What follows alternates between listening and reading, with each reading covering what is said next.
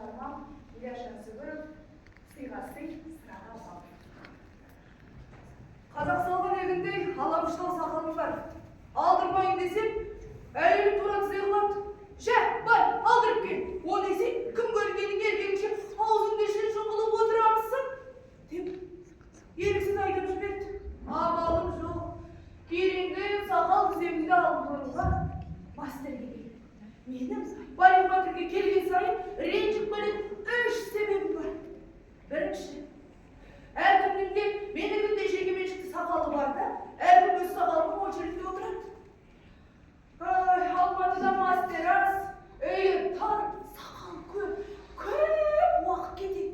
Екінші, басыңның айналасына бақандай 3 теңге алады. Тек елдің өзін ғана майлатпай, ағатпай, аттандырғанына сойылдай бір сомда қояды. Ақша деген сабақша өзінен өзі өніп жатқан нәрсе емес қой. Айлығыма түсетін ауыртпалық. Бұлардың да қош, көппен көрген ұлы той болар еді ғой. Әсіресе парикмахерден бола бергенде иығынан мәніп алып, шалдыратын самалынан ығыр болады.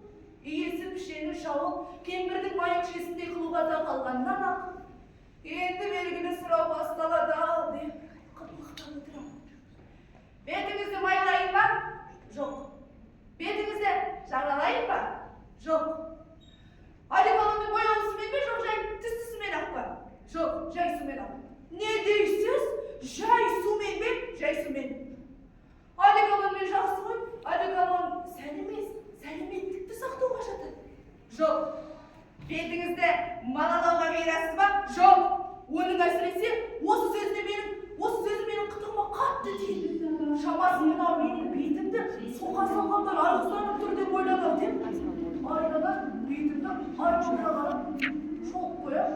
Жоқ, бетім ош емес сияқты. Бәлкім компресс керек емес. Бетіңізді ұндайын ба?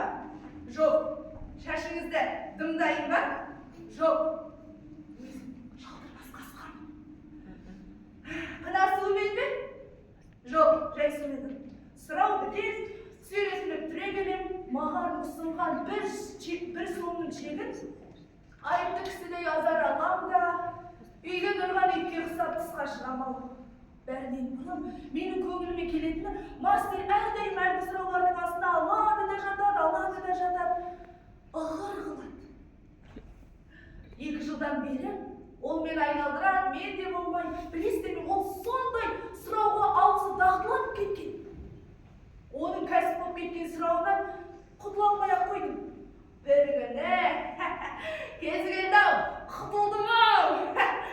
Красный Крестің кабинетінде отырғанда әлгі парикмахер соңғы шегін кестіруге келді. Мен дағдырмын ғой, соңғы шегін кесіп алдым. Дәріс келгенсің, әдеге ұйықтамасын деп. Үстел-үстіне солып жатқызып қойдым да, мен де сұрауға кірістім. Қалай, ауырсынбайсыз ба? Ойбай-ай деді. Бұйырыңыз, бүйрегіңізді алып тастайын. Ойбай, жоқ! Оң жағындағысын ба, сол жағындағысын ба?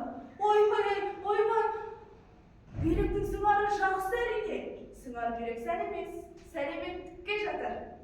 Сестра, Сайманда кеш, ойбай, қойыңыз жоқ, қойыңыз. Ал жарайды, ендеше рұқсат қылыңыз. Бір аяғыңызды шеттеп тастайын. Аяқсыз адамды әр жерде ардақтай. Оның үстіне нәрсені кооперативтен бір, кассадан билетті 2, очередсіз алып жүре бересіз. Ойбай, доғдыр жоқ, тиіспеңіз, ешбір аяғыма тиіспеңіз, аяғыз. Ал жарайды, басыңыздың құйқасын тіліп, бас егіздің ішінен дем шығарып қойға қарсы болмассыз дейді. Ол саңылау есебінде болады да, басыңыз замечательно жағалап тұрады. Деп, пышағымды бастатаман тап беріп едім, деп бажет етісті. Міне, сонан бері